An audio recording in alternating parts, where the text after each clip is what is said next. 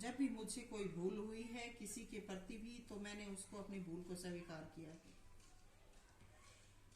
मैंने अपने बाबूजी से जब ये सब बताया तो वो देख के हैरान थे। तो मेरा अपने जीवन का मुझे 1 साल की उम्र से भी पता है कि मैंने किसको क्या क्या कहा, और जो भी ख्याल मुझे आया आज तक मुझे मेरे दिल में चलने वाले हर ख्यालात के बारे में पता है। और जो आवाज परमात्मा की उन दिनों में मुझे आती थी, मुझे कह कह कर जो कुछ करवाते थे, वो बातें मुझे अब भी याद हैं। और अब जब मैं ध्यान में सतगुरु से मिलती हूँ तो सतगुरु मुझे अपने पीछे तक की वो सब बातें याद दिलाते हैं। कहते हैं कि तू देख, तेरे साथ जब ये बात हुई तब मैंने क्या कहा था, तेरे साथ जब ये बात हुई तब मैंने क्या कहा था, और तुझे मैं उस दिन वहां कैसे लेके गया, वहां पर क्या क्या हुआ। तो इस प्रकार की वो बातें जो मेरे बचपन में मेरे साथ हुई थी, वो बातें अब मैं जब ध्यान में सतगुरु से मिलती हूँ और मैं सतगुरु दोनों होते हैं तो हमारी ये बातें अब होती हैं। तो मैंने अपने जीवन की हमेशा निरख परख की है। मैंने कभी किसी को कुछ नहीं कहा, मैंने किसी का हक हड़पने की कोशिश नहीं की। अब जब कोई मेरी कमी नहीं थी और मैं कमी नहीं कर रही तो मैं सत्संगों में ही आ रही थी। मेरे घर की सेटलमेंट के साथ साथ मैं सब मैं मेरे घर में सेटलमेंट के साथ साथ मैं सारा सब कुछ कर रही थी। सत्संग में आने का काम मेरा था, तो मेरे आने पर क्यों ऑब्जेक्शन उठाया, मेरे पिता को क्यों बुलाया, बहनों को क्यों बुलाया, बहन के घर वाले को क्यों बुलाया, क्यों किया ऐसा। मैं तो अब सत्संग में ही तो मैं आ रही थी, मैं कहीं दूसरी नाच गाने के स्थान पर या दूसरी जगह तो नहीं जा रही थी। आए दिन गुरुदेव के व्यवहार से दुखी थी। दुखी आत्मा को क्यों सताया, कोई अपने दुख रो देता है, कोई सहन कर लेता है, तो मेरे आश्रम में आने पर शिकायत क्यों की।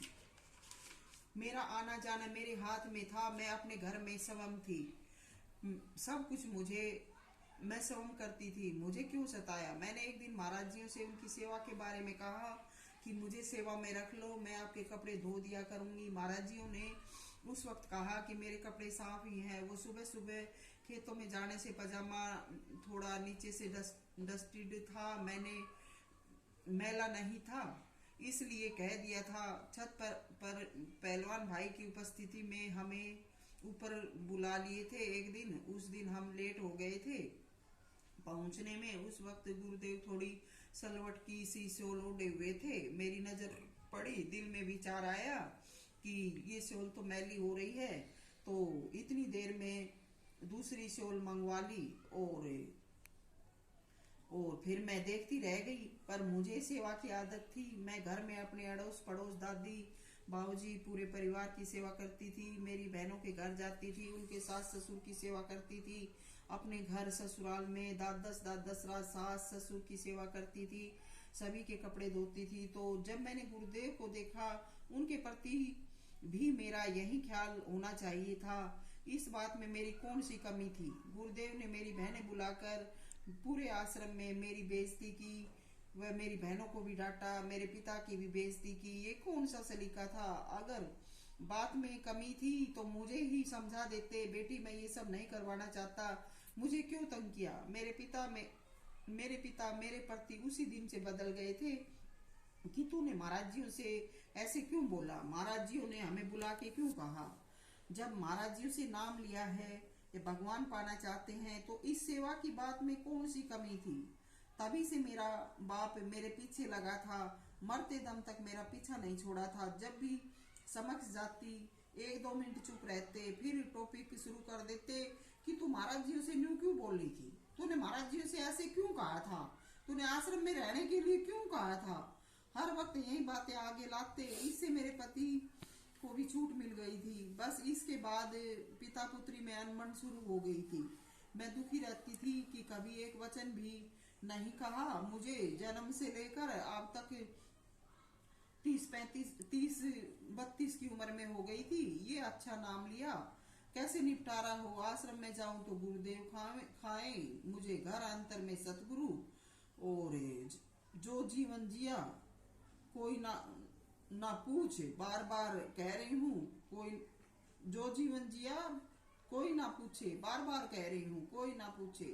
तो मैं दुखी थी, बस इतना ही कहूंगी कि दुखी कर डाली। सेवा करना चाहती थी, जब नहीं करवाई तो मेरा क्या दोष, पर कष्ट तो सेवा में भी उठाना पड़ता, जितनी सेवा की कहने में उठाना पड़ा। तो मैंने अपनी सेवा अपने दिल आत्मा से कर दी, क्योंकि मैं दोषी नहीं हूँ। मैंने बोला था अब मैं ट्रेनों से रोज नहीं आ जा सकती, पति की ड्यूटी, बेटे की ड्यूटी, दोनों ड्यूटी करते हैं। अब उनको जब छुट्टी मिलती है तभी मुझे समय मिलता है, और अब बेटी भी जवान हो गई है, मैं रोज रोज इसे ट्रेनों में लेकर नहीं घूम सकती। उन दिनों में बेटी बच्ची थी, जल्दी जल्दी आ जाती थी। अब बेटी की पढ़ाई भी चल रही है, रोज रोज आने से इनकी पढ़ाई नहीं हो पाती है, तो जब छुट्टी मिलती है तभी आ पाती हूँ। वैसे गुरुदेव हमें कौन सी सैलरी दे रहे हैं, इनका अपना ही नहीं बढ़ता। आए दिन घूमते रहते हैं, कभी किसी पर्यटन पर गए, कभी किसी पर्यटन पर गए, कभी चरण फेरी का बहाना, कभी सत्संग का बहाना, तो रोज रोज खर्च तो होता ही है। तो हम कहाँ रोज रोज घूमते हैं, बस थोड़े कपड़े ही तो हल्के पहनते हैं, बाकी जो खर्च रोज रोज करते हैं वो खर्च कभी नहीं गिनते हैं, मेरे ऊपर जीतते रहते हैं। ये कौन सी अच्छी आदत है, मुझे तो कभी नहीं ऐसे घूमने की छूट दी। शिकवे शिकायत तो बहुत हैं, मगर बस यूं ही जीवन जीना पड़ रहा है। कोई प्यार वार नहीं कह रही हूँ मैं किसी को भी। ठीक है, सभी को राधा स्वामी।